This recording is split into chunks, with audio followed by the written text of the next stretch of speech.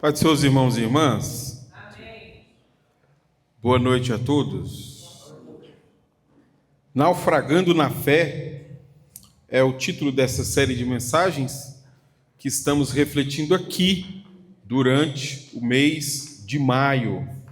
O título da pregação de hoje talvez seja um pouco chocante, mas este é um título tirado das palavras de Paulo que nós vamos ler daqui a pouco.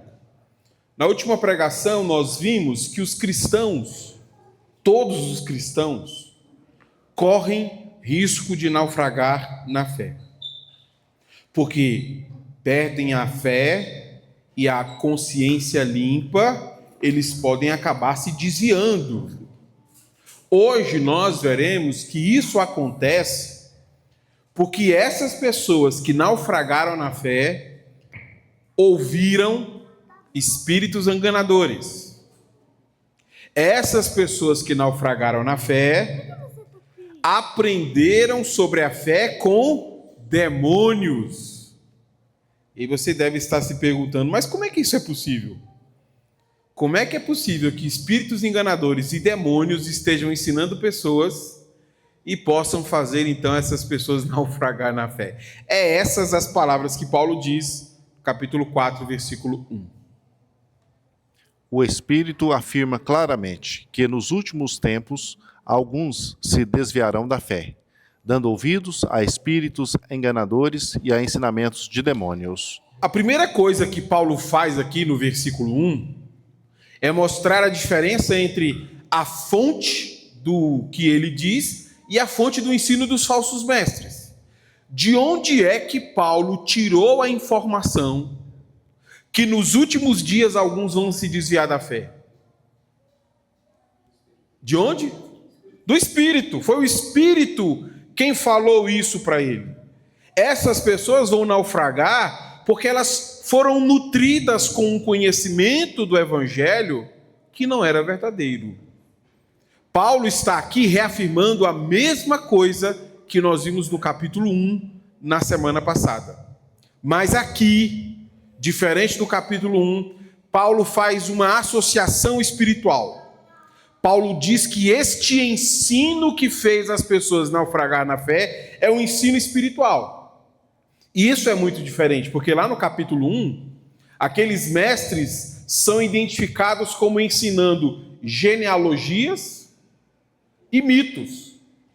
Mas aqui, Paulo identifica esses mestres de outra maneira. Como é que Paulo os identifica? Espíritos enganadores e pessoas que ensinam conteúdo demoníaco. Isso é muito diferente de genealogias e mitos. Mas a lógica de Paulo é a mesma. Por que aqui no capítulo 4 Paulo faz essa associação espiritual, chamando o conteúdo do ensino desses mestres de diabólico? Por pelo menos dois motivos. O primeiro motivo está relacionado exatamente ao estrago causado pelo ensino desses mestres. O que é que acontece com uma pessoa que segue o ensino desses mestres? Desvia na fé, não é isso que está escrito ali? Por isso que é diabólico, porque tem causado apostasia nos irmãos. A pessoa que ouviu esses mestres acabou se afastando da fé no Evangelho. O segundo motivo porque Paulo chama de diabólico o ensino desses homens é exatamente para criar um contraste entre o que Paulo ensina e aquilo que ensinam aqueles mestres. Enquanto o que Paulo ensina é revelado pelo Espírito, e é isso que ele diz ali, o Espírito revela, Paulo diz que o ensino desses outros mestres é diabólico, que tem origem no diabo. Então há uma diferença muito grande entre o conteúdo e a origem desse conteúdo.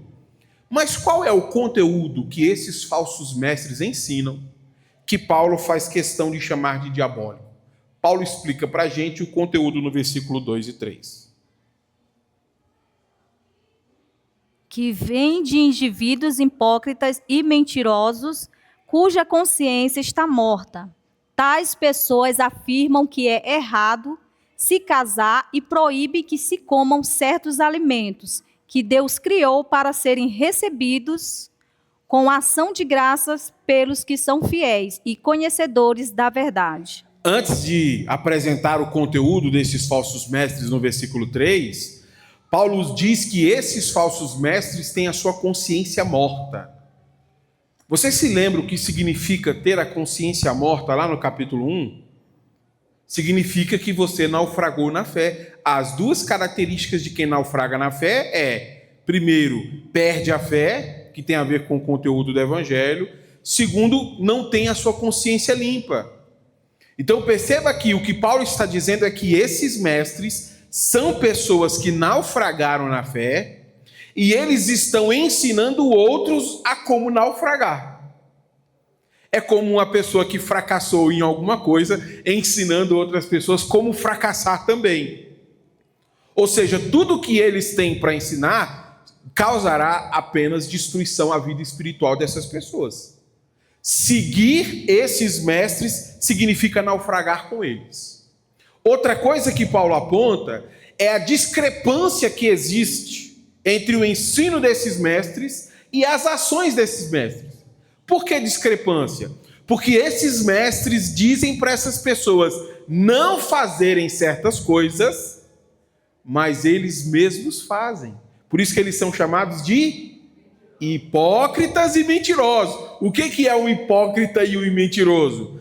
É uma pessoa que diz para você fazer uma coisa, mas ele não pratica. E o que é, preste atenção nisso, o que é que esses mestres dizem que eles não podem fazer? Primeiro, não devem se casar. Segundo, não devem comer certos alimentos. Este é o conteúdo do ensino deles.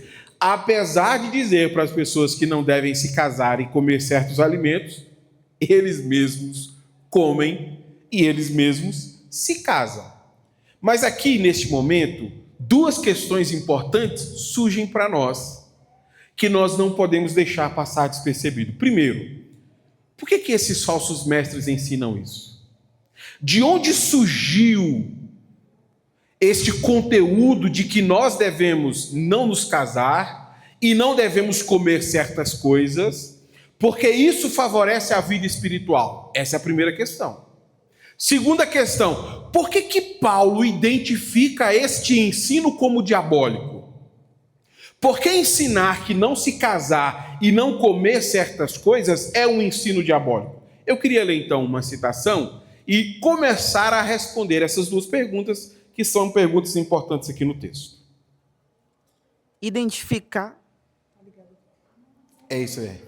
Identificar forças espirituais malignas e demoníacas por trás dos falsos ensinamentos pode ser uma resposta àqueles que afirmam que as práticas ascéticas que promove são exercícios espirituais, voltados para a transcendência do eu no encontro com o divino. Bom, primeira questão, de onde veio a ideia que eles deveriam deixar de comer certos alimentos e deixar de se casar como uma prática espiritual? Na citação, ele está nos dizendo que isso veio de práticas ascetas. O que é ascese no mundo grego? Isso está relacionado a certas restrições que as pessoas impunham ao seu próprio corpo, por acreditar que essas restrições favoreciam a vida espiritual. Pastor, mas por que algumas pessoas achavam que eu não poderia fazer algumas coisas porque isso atrapalhava a vida espiritual? Porque na compreensão asceta, há coisas impuras e coisas puras aqui na Terra, o que eles chamam de dualismo. Aqui na Terra existem coisas que são impuras e aqui na Terra tem coisas que são puras. Logo, quando você deixa de se envolver com coisas impuras, você está desenvolvendo práticas espirituais, você está melhorando. Por exemplo, quando eles deixam de comer certos alimentos que são considerados alimentos impuros, você está favorecendo sua vida espiritual. Este é o motivo porque, por exemplo, eles proíbem o casamento. Porque na SESI, a relação sexual era impura. Então, quando você se casava e tinha uma relação sexual, logo você atrapalhava a sua vida espiritual. Para ter uma vida espiritual boa, não se case, para não ter ato sexual e nem coma certos alimentos. Este é o motivo deles estarem ensinando para os irmãos que eles não deveriam se casar e que eles não deveriam comer certos alimentos, porque eles eram impuros e evitar essas coisas favorecia a sua vida espiritual. Agora, segundo a compreensão de Paulo, o que é que são esses ensinos? Diabólicos. Esses ensinos não procedem do Senhor. Dizer que a relação sexual torna você impuro e vai atrapalhar na sua vida espiritual, isso não procede do Senhor. Dizer que comer certas coisas vai atrapalhar na sua vida espiritual, isso não procede do Senhor. E essa é a segunda questão que nós precisamos responder. Por que este tipo de ensino é chamado de diabólico e não procede do Senhor? Porque pense comigo, não parece uma coisa simples? Ele não está mandando ninguém pular de uma ponte. Ele está dizendo assim, vamos colocar uma situação moderna, não tome refrigerante. À medida que você deixa de tomar refrigerante, isso favorece a sua vida espiritual. Não parece uma coisa boa? Nossa, então vou deixar de tomar refrigerante e vou me tornar mais espiritual. Olha, não tenha relações sexuais. Porque quanto menos você fizer, mais espiritual você se torna. Você percebe? O resultado é vida espiritual. Não parece ser um caminho bom, você fala, uai, isso aqui não tem nada de perigoso. Mas Paulo chama de diabólico. O que há de diabólico nisso? Por que esses ensinos são diabólicos? Por que dizer às pessoas que se abster do sexo conjugal e se abster de certas refeições é ensino de demônios? A resposta para isso está no versículo 4 e 5. Porque tudo que Deus fez é bom. Não devemos rejeitar nada, mas a tudo receber com graça, ação de graças, pois sabemos que se torna aceitável pela palavra de Deus e pela oração. Como falei, o ensino asceta acredita que haviam coisas puras e coisas impuras, esse dualismo.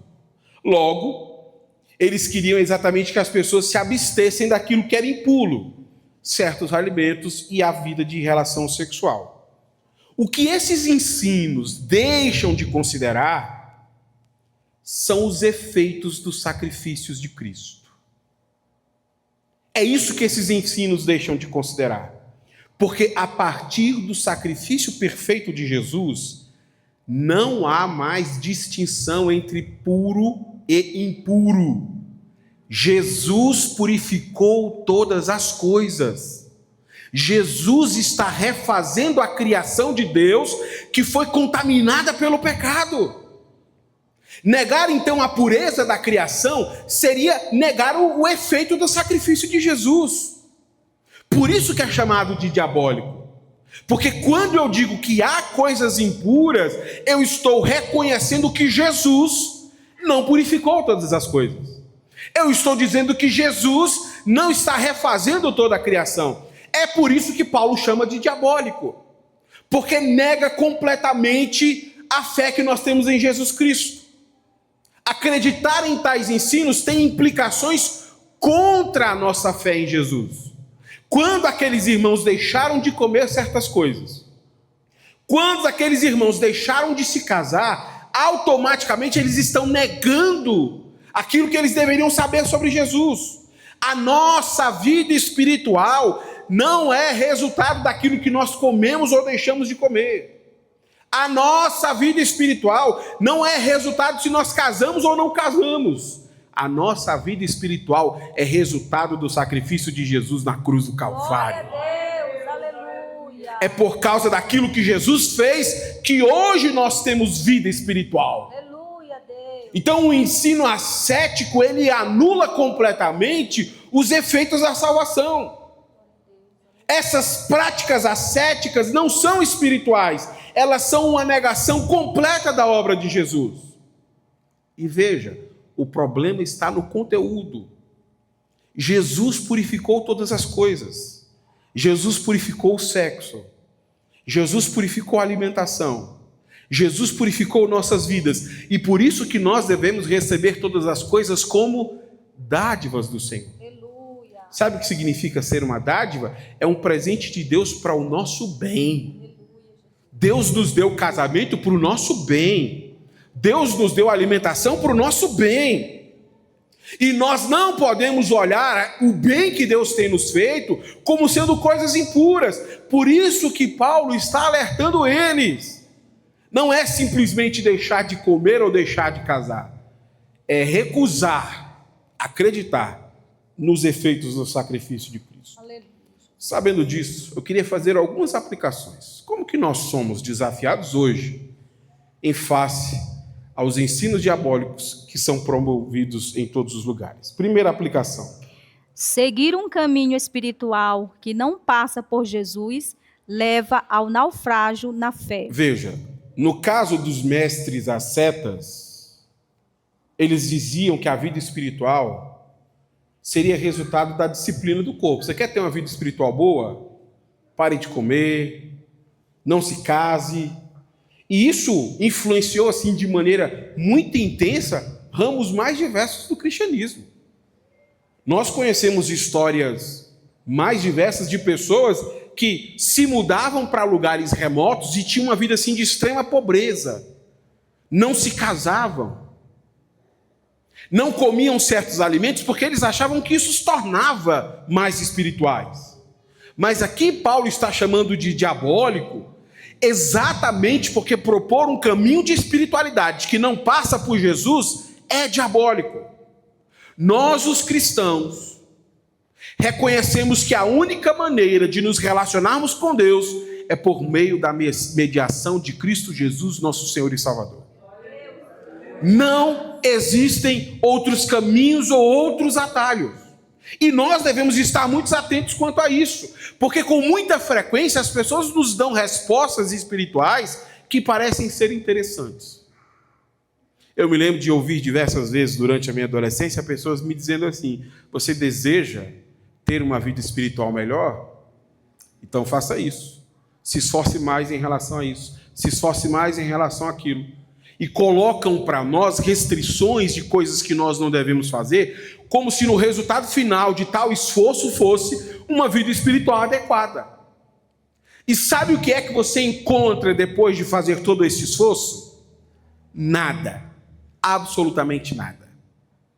Porque a ascese não te lva até Deus. O único caminho até Deus é Jesus Cristo, nosso Senhor. Por isso que nós o chamamos de nosso Salvador. Porque nós reconhecemos a mediação dele para este relacionamento que nós queremos desenvolver com Deus. Quanto que a ascese tem influenciado a sua mente e a sua maneira de pensar? Quanto que você tem estabelecido os outros caminhos para chegar até Deus? Nós tendemos a fazer isso. Eu cito sempre um exemplo bem prático para mostrar como nós gostamos de mediação. Você já viu como os crentes gostam de orar ouvindo música? Se nós tivermos uma reunião de oração em silêncio, parece até constrangedor. E de vez em quando dá até para ouvir. Rapaz, alguém ali está numa batalha espiritual terrível. Por quê? Porque nós estamos acostumados com esse tipo de mediação. Não tem que botar um fundo musical. Aí parece até que a oração se torna mais viva, né? Os irmãos ficam até mais empolgados. É um problema nosso, gente. Nós começamos a criar atalhos para chegar até Deus que nos leva até lá, que não está nos levando. A gente está colocando música, a gente está colocando uma série de restrições criadas por nós mesmos, que no final das contas não está fazendo nada por nós. A nossa vida espiritual não alavanca. Porque foram regras estabelecidas por nós mesmos. E nós gostamos dessas regras. Nós que somos assembleanos conhecemos o quanto os assembleanos gostam de regras. Regras do tipo, se quiser ter a presença, pastor que é pastor tem que usar gravata. Tem que estar com a barba feita. Terno. Não são regras que nós criamos? Mas faz algum sentido uma regra dessa? Você fala, onde você está tirando isso, irmão? Que é coisa absurda. Você pode distorcer a Bíblia de ponta a ponta que você não chega a esta conclusão. E o grande problema é que isso tem feito cada vez mais pessoas naufragarem na fé. Porque isso não vai levar a lugar nenhum. O único que vai segurar na sua mão e te levar até o aprisco das ovelhas é Jesus Cristo. Então confie a sua vida espiritual a Jesus. Segunda aplicação. Todo ensino espiritual que nega os efeitos do evangelho é diabólico. Me parece que nós nos tornamos reféns de coisas espirituais. Deixa eu citar um exemplo. Se amanhã você receber um vídeo em que aparece uma pessoa dizendo assim: eu estava em casa e tive uma visão. Na visão, eu vi que todo mundo que bebesse o refrigerante preto, as suas famílias seriam destruídas.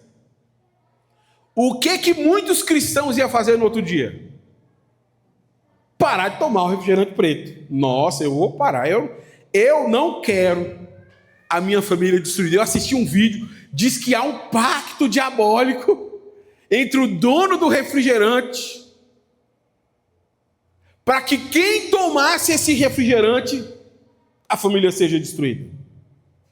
E aí sabe o que a gente começa a fazer? Anular completamente os efeitos do sacrifício de Cristo. Então quer dizer que um pacto diabólico tem mais poder que o sangue de Jesus que nos purificou? Então quer dizer que um pacto diabólico tem mais poder que o Espírito Santo que habita em nós? Então quer dizer que um pacto diabólico foi estabelecido e Deus consentiu com isso para o nosso prejuízo? Isso não faz sentido. Só existe uma possibilidade para isso acontecer. Sabe qual a possibilidade? Nós anularmos completamente aquilo que Cristo fez na cruz do Calvário. Quando Cristo expirou na cruz do Calvário, toda a autoridade no céu e na terra foram entregues a Ele. E nós, como seus discípulos, acreditamos que toda a autoridade no céu e na terra pertencem a Jesus. Por isso que este tipo de vídeo não faz sentido. Como é que eu vou acreditar numa bobagem dessa? Mas nós continuamos acreditando. Eu cito este exemplo, e eu já falei deles aqui algumas vezes atrás. Eu estava em casa e saiu um vídeo de uma profecia que quem saísse na rua no dia 26, me parece que de agosto, iria morrer. Deus tinha revelado, quem saísse na rua, dia 26 não passaria. Coincidentemente, eu tinha uma consulta naquele dia, 26. Eu falei, eu vou para a consulta. A pessoa chegou para mim e falou, você não viu o vídeo, não? Eu falei, vi. E você vai sair na rua assim mesmo? Vou.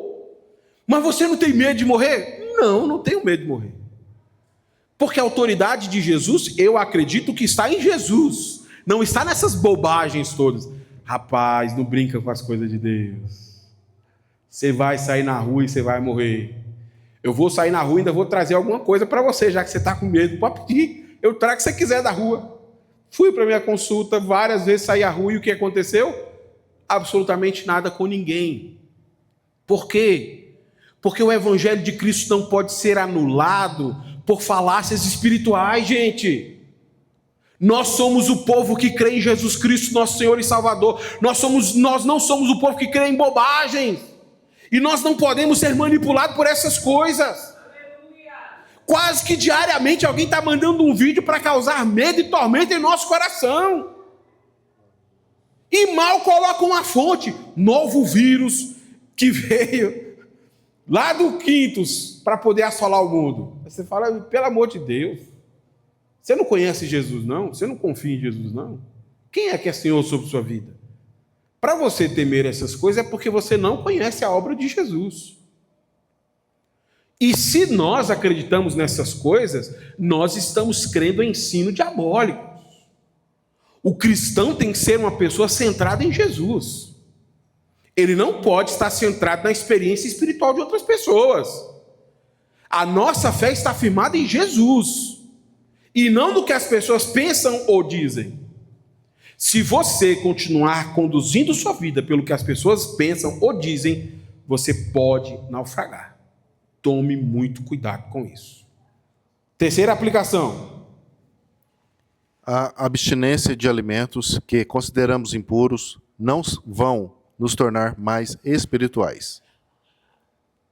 Que tipo de alimento você acha que torna você mais santo? Tem gente que acha que tem alimentos que nós não deveríamos consumir. Café, crente que toma café não vai para o céu. Crente que bebe refrigerante. Você já encontrou uma pessoa assim? Não é difícil encontrar. Eles estão espalhados em todos os lugares. Não come carne de porco, não come nada. Cheio de restrição. E sabe o que é pior? Essas pessoas se consideram mais espirituais do que todas as outras. Você é um transgressor por tomar café. Eu tomo. Sem açúcar, com açúcar, queimado, sem queimar. Até o grão do café, se possível, eu chupo. Porque não é a minha alimentação que afeta a minha vida espiritual. Nós temos que ter muito cuidado com esse tipo de coisa. Porque parece ser muito piedoso. E sabe o que é pior? Sempre está acompanhado de um versículo fora do contexto. A pessoa puxa um texto assim que você fala, você não leu os versículos antes, não? O texto não está falando disso aí não, viu? O texto não está falando disso. Se você acha que a sua vida espiritual será resultado da sua abstinência alimentar, não será. E aí nós começamos a oferecer para o Senhor o que Ele não nos pediu, e o que Ele nos pediu a gente não dá.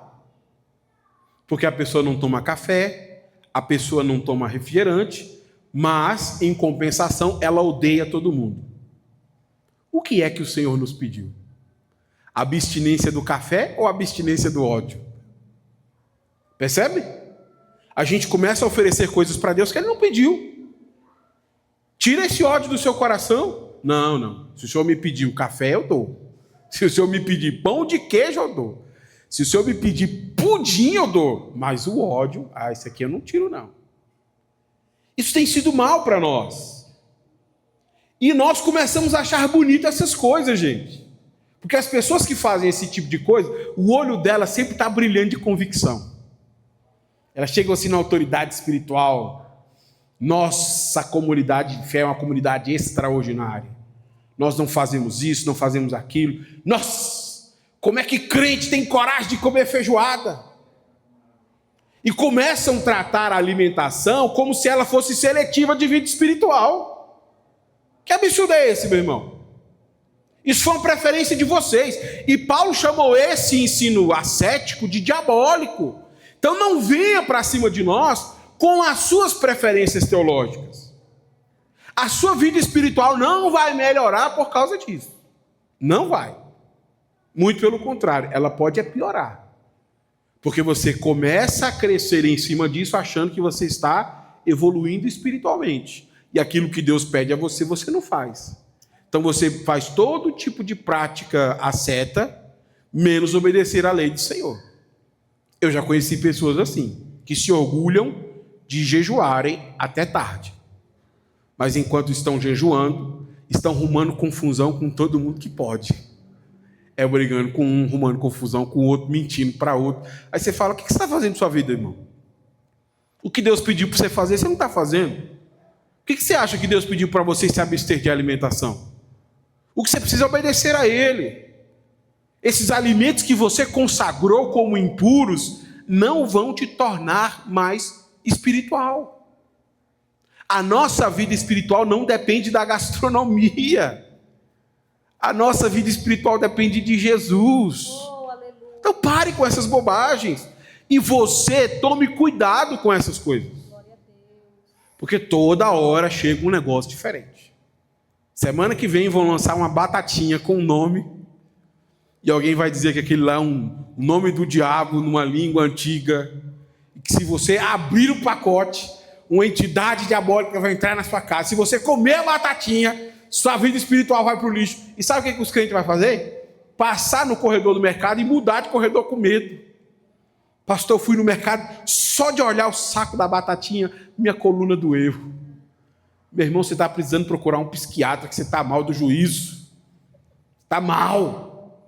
Nossa vida espiritual não é isso. A vida espiritual é muito mais séria do que isso. Aí você começa a se tornar vítima de mercados e os seus consumos. Você já viu como isso acontece? Olha, esse tipo de desenho é diabólico, mas o desenho que a gente faz, esse desenho é abençoado. Então, ao invés de consumir o desenho diabólico, compre o nosso.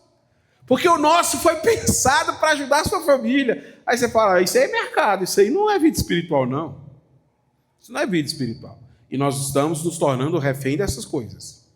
Estamos nos tornando reféns e isso não está melhorando a vida espiritual de ninguém. Quarta aplicação. Falsos mestres são identificados pela discrepância entre suas palavras e suas ações. Paulo chamou os falsos mestres de mentirosos e hipócritas. Isso significa que é muito fácil identificar um falso mestre.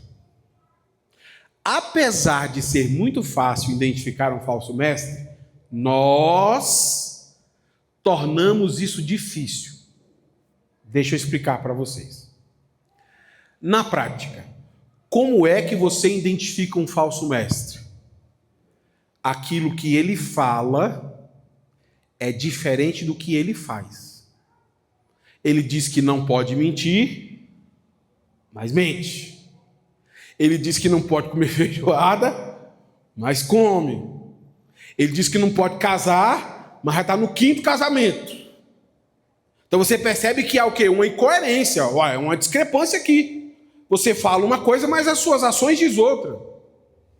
E é assim que a gente identifica falsos mestres. Não há coerência entre o que eles falam e o que eles fazem. Mas nós tornamos quase impossível identificar um falso mestre. Sabe por quê? Porque hoje surgiu um novo tipo de falso mestre, chamado falso mestre online. Pergunte para as pessoas quem são os melhores pastores e pregadores que elas conhecem. Boa parte das pessoas vão mencionar pessoas do mundo online, que elas nem sabem se essas pessoas praticam aquilo que ensinam. Quem é o melhor pregador que você conhece? Com certeza é fulano de tal. Com certeza é ciclano. Então nós estamos erigindo para nós mesmos padrões de vida cristã que a gente não sabe se é verdadeiro. Qual é o modelo ideal de vida cristã? É aquele que dá para ver ser praticado.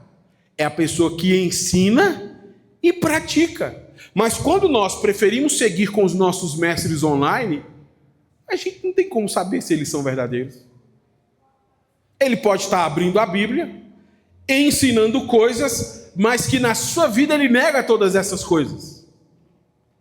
Ele pode estar pregando amor, mas ser um líder que odeia as pessoas. Ele pode estar falando de fidelidade do ministério, mas ele só prega pensando no dinheiro. Ele pode estar falando de santidade, mas ele já está no 5º ou no 6º casamento. A gente não tem como saber, porque a gente não convive com essa pessoa. É por isso que eu insisto. Os melhores modelos de vida cristã são os da comunidade local. Sabe quem são as pessoas mais crentes que você vai conhecer? São as pessoas da sua comunidade de fé. Porque se o irmão falar a verdade de Deus e você não vê a verdade de Deus sendo praticada por ele, automaticamente você descobre que ele é mentiroso e hipócrita. Nós não deveríamos ficar impressionados só com palavras. Eu trabalhei durante muito tempo na universidade teológica e achava isso engraçado. Porque alguns alunos se matriculavam na universidade teológica achando que eles se tornariam muito mais espirituais. Agora eu estou fazendo bacharelado em teologia, agora eu vou ser mais espiritual do que eu era antes. No primeiro semestre, boa parte desses alunos desistia. Sabe por quê? Nós tínhamos muitos bons mestres e doutores lá na faculdade, mas boa parte deles não acreditava em Deus. Aí você imagina você numa aula, na academia, sobre Deus, e o professor não acredita em Deus. E os alunos desistiam, falavam, como é que eu vou estudar com alguém que não acredita naquilo que eu acredito? Porque na academia não tem a ver com prática, tem a ver com currículo. Se você tem um mestrado e um doutorado, você pode ser um professor que ensina em boa universidade. Mas na fé cristã não é assim. Não é o quanto você sabe, é o quanto você vive do Evangelho. É o quanto você obedece ao Evangelho. Por isso que eu insisto, o melhor exemplo de fé que você vai encontrar é o exemplo da sua comunidade local. O melhor casamento para você se inspirar são os casamentos da sua comunidade local. Os melhores pregadores para você ouvir são os pregadores da sua comunidade local. Porque são pessoas que você pode medir a veracidade daquilo que eles falam. Se eu prego uma coisa e fora do púlpito eu sou outra coisa, você sabe que eu sou mentiroso e hipócrita. E você fala, opa, aqui está alguém que está ensinando doutrina de demônios.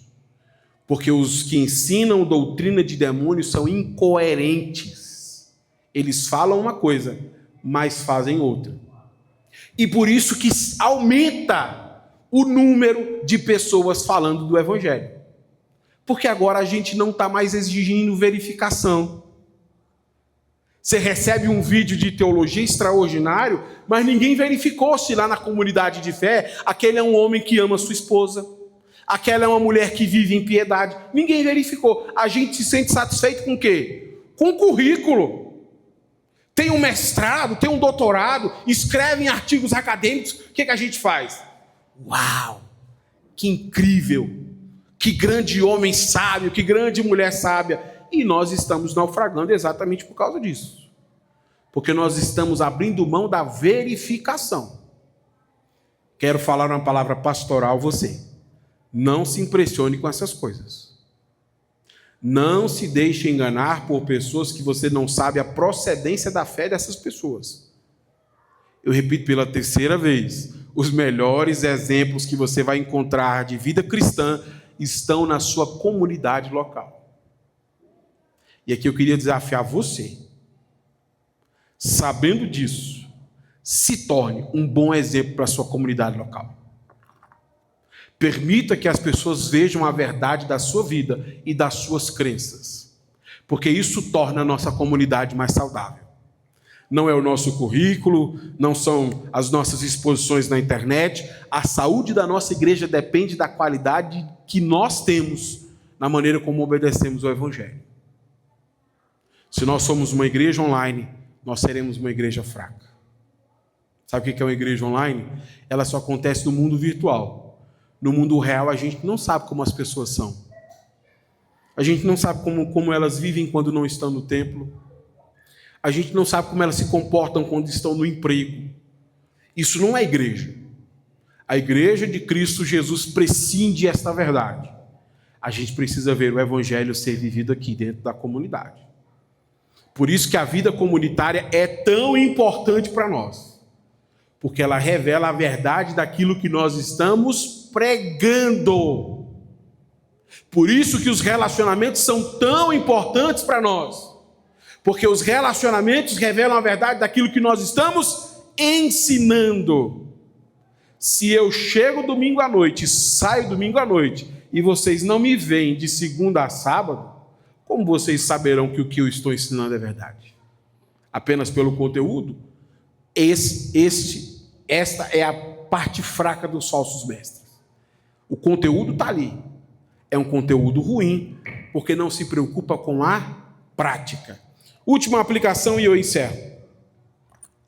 A distinção entre o ensino espiritual e diabólico também se vê no resultado. Veja, além do conteúdo ser diferente, o resultado também é diferente do ensino diabólico para o ensino espiritual. Nós vimos na semana passada que o ensino diabólico, o primeiro resultado que ele produz é discussão. O mestre termina de ensinar, só causa discórdia. Deixa eu aguçar a sua curiosidade. Você já prestou atenção quanto que a fé tem se tornado palco para discussão?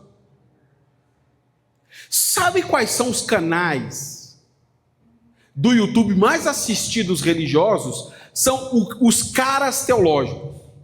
Pastor, o que são os caras?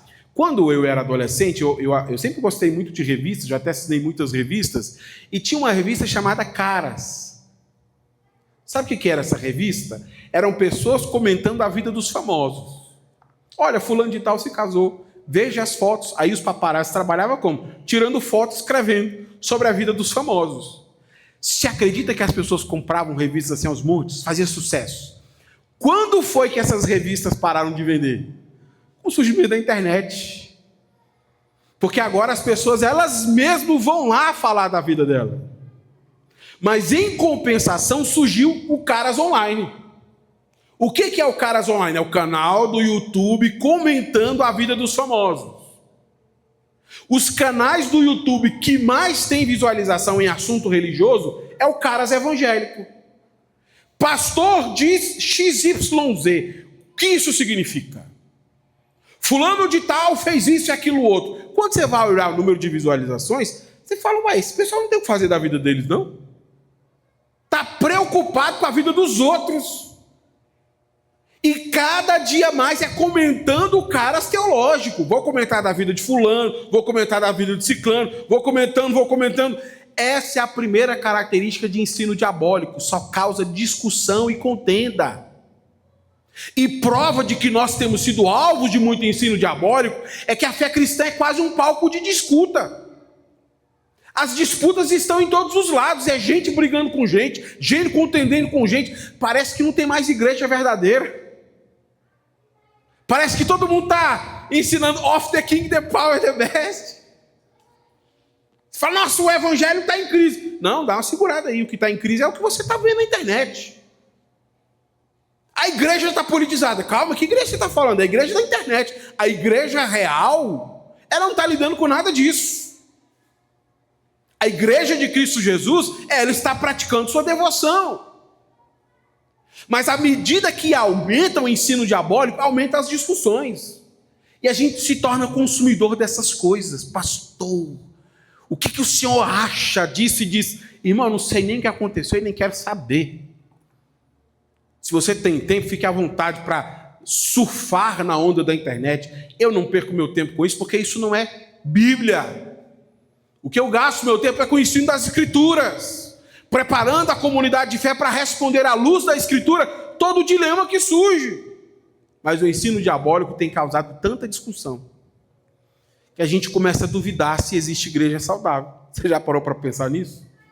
Eu, como um pastor que estou sempre fazendo curso de treinamento, quase todo o treinamento que eu faço tem alguém falando mal de igreja. A igreja vai acabar. O evangelho vai acabar. Os pastores vão acabar. Os crentes. Você fala, irmão, que visão apocalíptica é essa? Por quê? Porque cada vez aumenta o número de discussão e de contendas. E parece que não há mais verdade entre o povo de Deus. O segundo resultado é o alto número de pessoas que desviam da fé. A mesma pessoa que entra na igreja num mês, 6 meses depois, ela está duvidando se Cristo de fato existe. Estou falando de casos reais. A pessoa que entrou na fé, seguiu a fé, 6 meses depois ela está, será que Jesus existe mesmo? Será que não existe uma força no universo? Será que não é casualidade? Será? E aí nós estamos tendo um número elevado de pessoas que não conseguem se firmar em lugar nenhum. Um mês está numa igreja, outro mês está em outra, outro mês está em outra. Não consegue criar base sólida em lugar nenhum. Eu que prego em alguns lugares, às vezes encontro pessoas, uai, você está aqui agora? Você estava semana passada? Não, mas agora estou aqui. Semana que vem encontro em outro lugar. Você já está aqui também. Já estou pensando em sair. Você fala, mas o que está acontecendo com esse pessoal? O pessoal não consegue mais. E acaba cada vez mais criando um padrão para a igreja que não existe. Isso é um grande problema e mostra para nós o quanto que o ensino diabólico tem sido difundido. Em contrapartida, o ensino espiritual, ele causa outro resultado. Eu quero falar sobre ele na semana que vem. Sabe o que é que o ensino espiritual causa? Piedade na vida das pessoas. O resultado é muito diferente.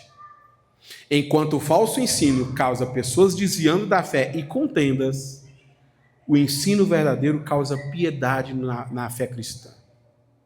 Isso deve nos servir como um alerta.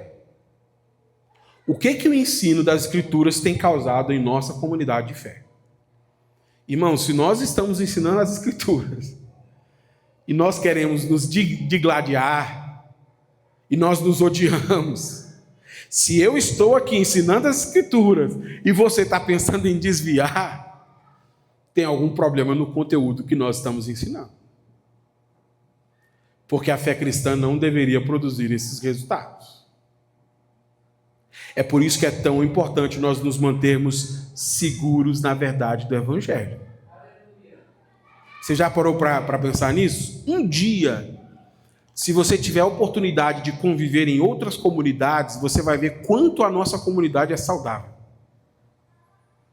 Você vai em algumas outras comunidades, contendas, ódio, litígio, gente que odeia pessoas, gente que não fala com o outro, uma igreja assim, dividida em grupos, em facções.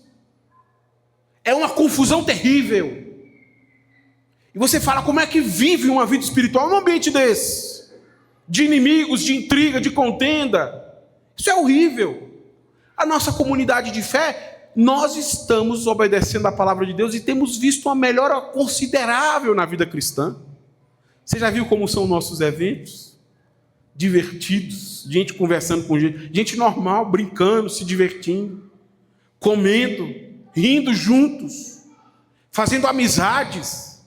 Não há intriga, não há rivalidade, não há inveja. E não é resultado meu, é resultado da pregação do Evangelho em nossa comunidade.